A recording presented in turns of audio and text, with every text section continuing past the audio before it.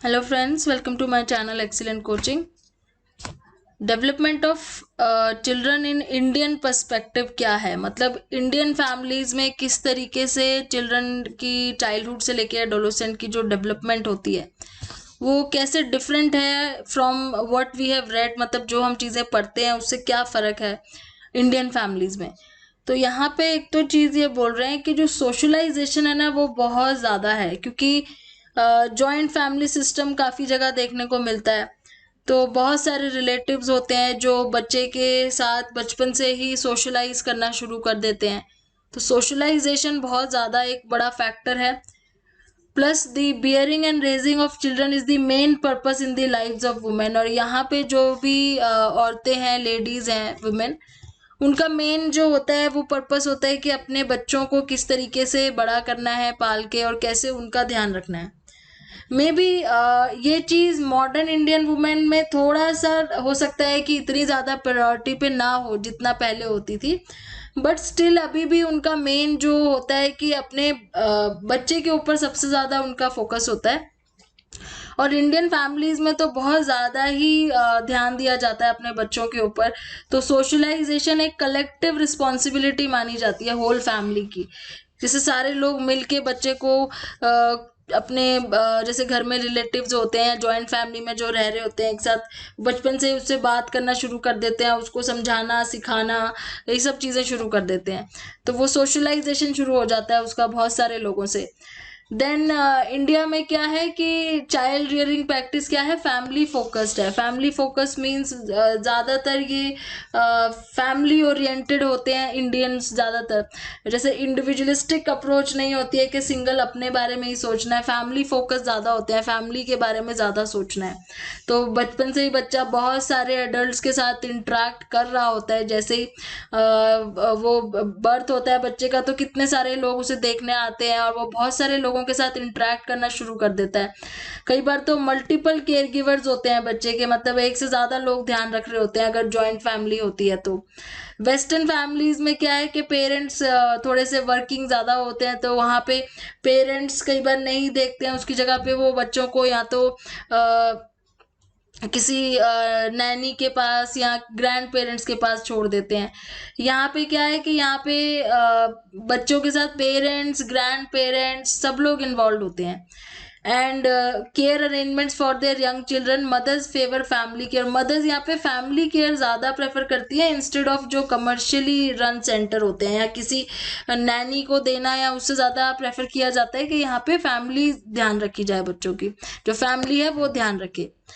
सो joint family का होना एक बहुत ही यहाँ पे एक क्रूशियल जो है वो पार्ट है हमारे कल्चर में। लेकिन अर्बनाइजेशन की वजह से क्या हो रहा है कि काफ़ी ज़्यादा न्यूक्लियर फैमिलीज अब आ गई हैं, जॉइंट फैमिली बहुत कम हो गई हैं। तो even nuclear families take recourse to the help of close relatives in nearby location. अब न्यूक्लियर फैमिलीज में क्या होता है कि जो आसपास के रिलेटिव्स हैं उनकी हेल्प ली जाती है। कई बारी अगर साथ में नहीं रह रहे होते तो आसपास के जितने भी जान पहचान के लोग होते हैं, रिलेटिव होते हैं, जिन पे आप भरोसा कर सकते हो। तो अब क्या है कि जो early relationship within the family are more like to be multiple than dyadic. Multiple means बहुत सारे रिलेशनशिप्स हैं, रादर देन डायडिक मतलब अलग अलग टाइप के रिलेशनशिप्स हैं, मल्टीपल रिलेशनशिप्स हैं फैमिलीज में। The multi party conversation is quite common in situation where the child and the mother may be engaged in dyadic interaction through making reference to other person।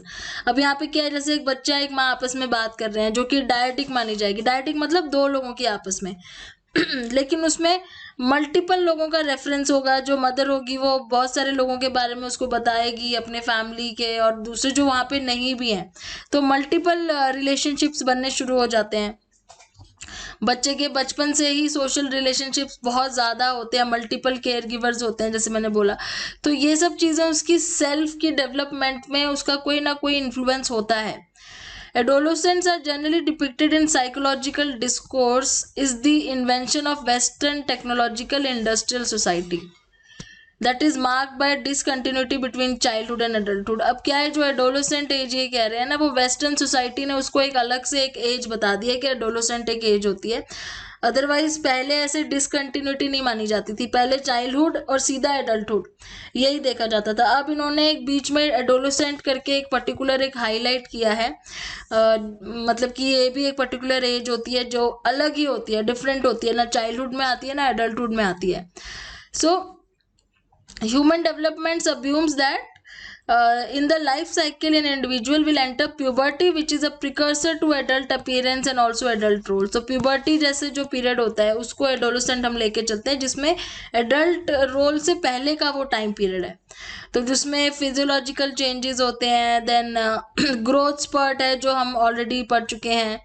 तो at the end of the childhood a person in India is suppose to enter the world of adults since adolescence is only a recent construct. तो India में क्या है कि जैसे ही बच्चे बड़े होते हैं, मतलब जैसे ही they and their childhood they are suppose to become adults, उनको एडल्ट्स बनना यहाँ पे एक्सपेक्ट किया जाता है। बट रिसेंटली क्या है कि एडोलेसेंट का जब कॉन्सेप्ट है ना वो बहुत ज़्यादा फेमस हो गया है कि अगर चाइल्डहुड इज एंडेड तो एडोलेसेंट स्टार्ट होगा, एडल्टहुड स्टार्ट नहीं होगा। और बिकॉज ऑफ ये मॉडर्नाइजेशन और एजुकेशन और ये सब चीज़ें हैं, तो ये कॉन्सेप्ट बहुत ग्लोबली अब जो है वो एमर्ज हो चुका है एडोलेसेंट का। तो एडोलेसेंट जो जनरली लेते हैं जैसे 10 to 19 ईयर्स है, लेकिन हम 11 to 21 ईयर्स जो है मोर टेक्निकली वही माना जाता है, 11 to 21 years. Now recent years में क्या है, stage of adolescent have youth that have receive increase attention due to spread of HIV AIDS. तो एडोलेसेंट एज को इतनी अटेंशन क्यों मिलती है, क्योंकि वो बहुत एक एज है जो कि बहुत वल्नरेबल है to different type of diseases, जैसे HIV हो गया, एड्स हो गया, एंड इसलिए इनको बहुत ज़्यादा ध्यान दिया जाता है इस पर्टिकुलर एज में। In India, economic boom subsequent to the liberalization and globalization initiated in 1990s has also become the reason for looking the younger generation, as it is believed that this generation will transform the future of the country. तो जैसे कि हम सबको पता है, हमने सुना भी है कि इंडिया में आजकल जैसे कहा जाता है कि सबसे ज़्यादा यूथ अब इंडिया में मिलता है, तो यही एक्सपेक्टेशंस होती हैं सबको कि यहाँ का जो यूथ है वही आगे जाके फ्यूचर बनाएगा इस कंट्री का। According to India's National Youth Policy document, Ministry of HRD 2000, 1/5 of the world population consists of adolescents। तो ये इनका 2000 का जो सर्वे है उसके अकॉर्डिंग जो 1/5 पॉपुलेशन है इंडिया की वो एडोलेसेंट एज में आती है, मतलब कि this is like 21.4% of 1 billion population. So what directions development trends will take in the next 20 years। तो अब आगे क्या हो सकता है, इसे नेक्स्ट 20 years में क्या हो सकता है, किस डायरेक्शन में जा सकते हैं। concerns has been expressed over the neglect by the government of this age group। अब जैसे कि गवर्नमेंट को कई बारी इस चीज़ के लिए क्रिटिसाइज किया जाता है कि वो एडोलेसेंट एज ग्रुप की हेल्थ कंडीशंस का ध्यान नहीं रखती हैं, या एजुकेशन या न्यूट्रिशन का ध्यान नहीं रखा जा रहा है, उनकी प्रॉपर ट्रेनिंग का ध्यान नहीं रखा जा रहा है कि आगे जाके वो किस तरीके से अपने आप को करियर में बिल्ड करेंगे। तो ये सब चीज़ें, क्योंकि इतना बड़ा एज ग्रुप है जो इतने सारे लोगों का एक पर्टिकुलर जो आगे जाके हो सकता है कि हमारी कंट्री के फ्यूचर को डेवलप करने में बहुत हेल्प करेंगे, तो उनके ऊपर ध्यान देना अभी इस टाइम बहुत ज़रूरी है। Plus we have a patriarchal community. Patriarchal means जहाँ पे फादर को जो है वो हेड ऑफ द फैमिली माना जाता है। And then gender emerges as a key dimension, और यहाँ पे जेंडर का जो रोल है ना वो बहुत ज़्यादा दिखता है, like role of a female and role of a male, इस तरीके से बहुत ज़्यादा जेंडर डिफरेंसेस भी नज़र आते हैं। एंड जैसे यहाँ पे हमें पता भी है कि जेंडर स्टीरियोटाइप बहुत ज़्यादा है, प्रिजुडिस बहुत ज़्यादा है, गर्ल्स को इतना ज़्यादा एजुकेशन में प्रमोट नहीं किया जाता है, और मतलब सब जगह नहीं है, मॉडर्नाइजेशन के बाद अर्बन सिटीज़ में मे बी ना भी हो, पर बहुत सी ऐसी जगह हैं मतलब जहाँ पे ये प्रेफर किया जाता है कि बॉयज़ को आगे पढ़ाया जाए, बॉयज़ को बाहर भेजा जाए पढ़ने के लिए। तो ये जेंडर स्टीरियोटाइपिंग, जेंडर रोल्स, ये सब काफ़ी ज़्यादा है। And then the social class most being among the poor in this study, level of economic development of village, parental education, her birth order, number, sex of the siblings, family caste, ये सब चीज़ें भी India में बहुत ज़्यादा matter करती हैं। एक तो वो लोअर क्लास से है कि हाई क्लास से है, पेरेंट की एजुकेशन कितनी है, बर्थ ऑर्डर, मतलब birth order means first child है, सेकंड चाइल्ड है, थर्ड है, सिबलिंग्स कितने, मतलब what are the sex of the siblings, caste क्या है उसकी, कम्युनिटी, मतलब ये सारी चीज़ें और भी बहुत सारे फैक्टर्स हैं जो एक डेवलपमेंट पे बहुत असर करते हैं, क्योंकि इन सब चीज़ों के ऊपर बहुत ज़्यादा यहाँ पे बात होती है। और ये सब चीज़ें जो कि मे बी बाहर ये सब चीज़ों पे नहीं बात होती कि क्या कास्ट है, क्या रिलीजन है, क्या जेंडर है, यहाँ इंडिया में इन सब चीज़ों को बहुत इंपॉर्टेंस दी जाती है। तो उससे भी एक वो ये सब चीज़ें भी आप सोशलाइज करते हो, जब आप बात करते हो आपस में, तो you are also indirectly socialising this to your child. वो भी सुनता है, वो भी सीखता है कि जैसे लड़का है लड़की है दोनों है घर में, अगर वो सुनता है कि भाई लड़के के आगे फ्यूचर की बात हो रही है कि उसको बाहर भेजना है, तो एक तरीके से उसके अंदर भी ये जेंडर डिफरेंस आने लग जाता है कि बीइंग अ बॉय मेरे को करना है, बीइंग अ गर्ल मुझे नहीं करना है, इस टाइप से। सो अदर हैड आइदर अब जैसे स्कूल्स में क्या है, ड्रॉप आउट रेशियो बहुत ज़्यादा है, गर्ल्स की स्पेशली ड्रॉप आउट रेशियो है बहुत ज़्यादा। और इसलिए ऐसी बहुत सारी स्कीम्स भी बनाई जा रही हैं गवर्नमेंट के थ्रू, जिसमें जो गर्ल्स हैं, सिर्फ गर्ल्स के लिए स्पेशली बन रही हैं कि जो ड्रॉप आउट हो जाते हैं, जिनको कभी पेरेंट्स स्कूल भेजते नहीं हैं, उनको किसी तरीके से स्कूल में पढ़ाया जा सके। Fine. So probing the identity of adolescent girls from Punjab, Uttar Pradesh, Delhi, N. Sharma found that gender identity was the primary feature of female adolescent sense of self. Influenced by the ecological setting, socio-economic status, level of traditionality, formal education, the girl's identity was found to be bound to the sex role rather than being diffused.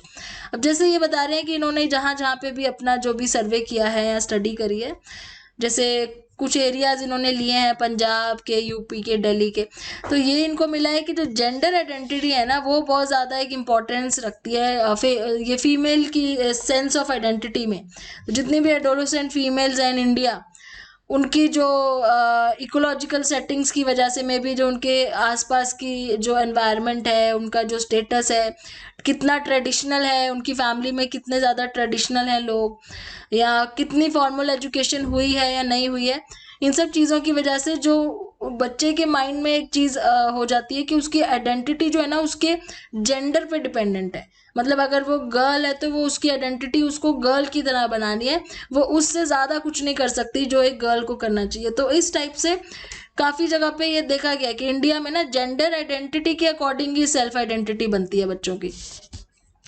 तो then कैसे, मतलब जैसे suppose ये यहाँ पे दे रखा है कि अगर कोई गर्ल होगी तो उसकी आइडेंटिटी बचपन से ही उसको ये बताया जाएगा कि तुम्हारा रोल है कि आपने फ्यूचर में जाके होम मेकर बनना है, तो उसकी जो एजुकेशन है उस पर इतना ध्यान नहीं दिया जाएगा। अगर बॉय है तो उसको बोला जाएगा कि तुमको आगे जाके अर्निंग करनी है। तो इस तरीके से बचपन से ये जेंडर डिफ्रेंसिएशन और जेंडर रोल वगैरह बताना शुरू हो जाते हैं पेरेंट्स, तो वही आइडेंटिटी बच्चों में भी बनना शुरू हो जाती है।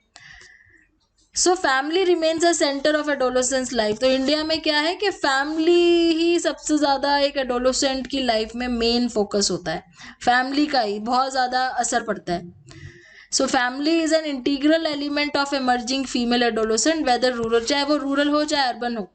अब जैसे ये बात कर रहे हैं दिल्ली में भी है और पंजाब में भी है, चाहे रूरल हो चाहे अर्बन हो, उससे फ़र्क नहीं पड़ता, क्योंकि इंडियन कल्चर में ही ये सारी चीज़ें बहुत ज़्यादा इनग्रेन्ड है। इवन हम लोग अगर अभी मॉडर्नाइजेशन के बाद हम कोशिश भी करते हैं कि कई बारी बहुत ज़्यादा ये सब चीज़ें कहीं ना करें या इस तरह का बिहेवियर ना शो करें, बट बातों से या अपनी आदतों से कहीं ना कहीं से हम ऐसी चीज़ें कर देते हैं जो बच्चे कैच कर लेते हैं बहुत जल्दी, और उनके अंदर ये चीज़ें आ जाती है, उनको फील होना शुरू हो जाता है कि उनका रोल कैसे अलग है दूसरे से। Indian adolescents were found to spend more time with families than their American counterparts and feel positive। ये तो एक बहुत अच्छी चीज़ यहाँ बताई है कि जो इंडियन एडोलेसेंट्स हैं वो अपनी फैमिली के साथ ज़्यादा टाइम स्पेंड करना पसंद करते हैं एज़ कम्पेयर टू जो अमेरिकन एडोलेसेंट्स हैं। बहुत कम होते हैं जो उनके साथ पेरेंट्स से ब्रेक अवे करना चाहते हैं, उनके साथ कॉन्फ्लिक्ट करते हैं।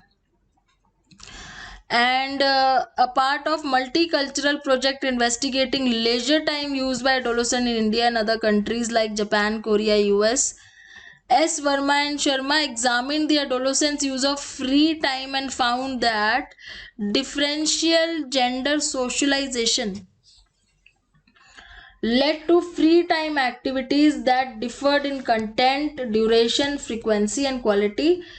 Leisure for girls was primarily home based, such as watching TV, cooking, and etc., while boys reported more outdoor activity. Thus, in urban areas, although technology has a mediating role in replacing traditional leisure time activities among the youth. तो ये एक इन्होंने सर्वे एक study कर रखी है जिसमें इन्होंने ये देखने की कोशिश की थी कि जो लेजर टाइम मतलब जो बच्चे खाली टाइम अपना कैसे स्पेंड करना पसंद करते हैं, तो ये इन्होंने इंडिया, जापान, कोरिया, यूएस इन सब जगह पे करी है। तो इनको उसमें भी एक जेंडर डिफरेंस मिला है कि जो गर्ल्स हैं दे प्रेफर कि घर पे वो जैसे टीवी देख के या कुक करके, एम्ब्रॉयडरी करके, इस टाइप की चीज़ें, और बॉयज़ हैं वो ज़्यादातर आउटडोर एक्टिविटीज़ में करते हैं, जैसे हैंगिंग आउट विद फ्रेंड्स हो गया या प्लेइंग स्पोर्ट्स हो गया। मतलब ये कह रहे हैं अर्बन सिटीज़ जहाँ पे टेक्नोलॉजी है इतनी ज़्यादा, जहाँ पे वो मीडिया के थ्रू बहुत चीज़ें सीखते भी हैं, तब भी वो ये डिफरेंसेस उनको तब भी मिले हैं because of the family socialisation and all these things. और यहाँ पे continuity from childhood to adulthood में ये बात कर रहे हैं कि एडोलेसेंट एज की वजह से डिसकंटिन्यूटी नहीं आती है, it is mostly a continuity, मतलब चाइल्डहुड से एडल्टहुड तक एक कंटिन्यूटी बनी रहती है। तो ज़रूरी नहीं है कि हमें इसको एक बीच में एक और स्टेज इंक्लूड करके एडोलेसेंट एज को लाने की ज़रूरत है। तो यहाँ पे इन्होंने बात की है जैसे कि कक्कर है 1981 में, इन्होंने बोला है कि जो हिंदू व्यू है that is for academic community का, for the majority of Indians the first formal stage in the ashram scheme of life cycle is brahmacharya apprenticeship, and it includes the period of adolescence wherein competence and fidelity are essential virtues to be acquired. तो ये बोल रहे हैं कि ऐसा कोई अलग से कोई स्टेज नहीं है एडोलेसेंस, ये एक लाइफ साइकिल है इंडियन उसका लाइफ का, जिसमें एक जो पार्ट है ब्रह्मचर्य मीन्स जहाँ पे आप अप्रेंटिसशिप, मतलब जहाँ पे आप एक एजुकेशन सीखते हो जाके और स्किल्स सीखते हो, बहुत सारी चीज़ें सीखते हो, तो ये एक उसी का पार्ट है एक ये। And then Saraswati is also reaffirming के कंटिन्यूटी जो होती है चाइल्डहुड और एडल्टहुड की, ये एक तरीके से she believes that adolescent age a life stage is both gendered and class based. मतलब अगर हम एडोलेसेंट्स खाली एक देखें, सिर्फ एक पीरियड एडोलेसेंस को, तो ये बहुत ज़्यादा जेंडर्ड है, मतलब इसमें बहुत ज़्यादा डिफरेंस किया जाता है बॉय और गर्ल के बीच में, और क्लास बेस्ड मतलब क्लास के according. So girls and boys are involved by their parents in gender specific household and livelihood chores, and their lives are quite comfortably enmeshed with the lives of the adults in the family. The continuity in transition from childhood to adulthood is clearer in the lower class than the upper class.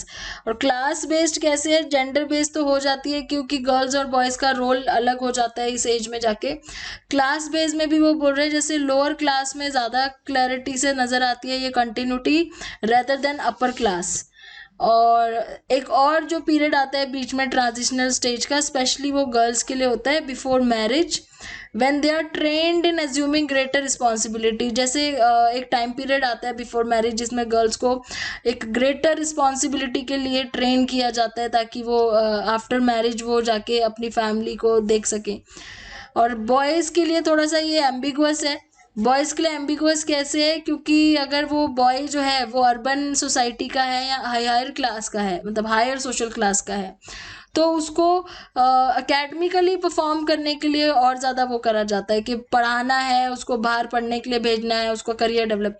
लेकिन अगर वो lower class का है तो उसको earning के लिए push किया जाता है। तो बॉयज़ के केस में तो अलग अलग चीज़ें देखने को मिलती है, जबकि गर्ल्स का एक वही है कि उनको मैरिज के लिए ग्रेटर रिस्पॉन्सिबिलिटी के लिए तैयार किया जाता है। So in all cases conformity to family norms is deemed essential. मतलब इंडियन सोसाइटी में कुछ भी केस हो, फैमिली के नॉर्म्स को कंफर्म करना बहुत ज़रूरी माना जाता है, इवन इन दिस मॉडर्नाइजेशन और इतना ज़्यादा उसके बाद भी एडवांसमेंट के बाद भी. The only exception are affluent youngsters where association with the peer group, permission for alternative lifestyle and exposure to global television images bring about intergenerational conflict.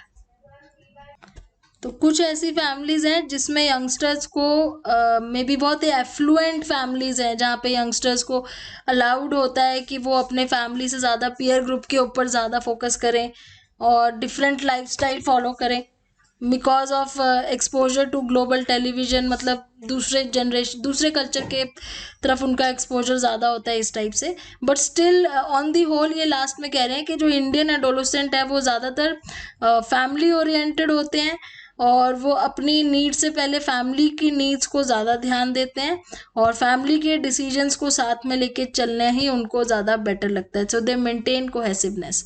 So this was about adolescence in India. Now in next video we will start with development during adult years. Thanks for watching.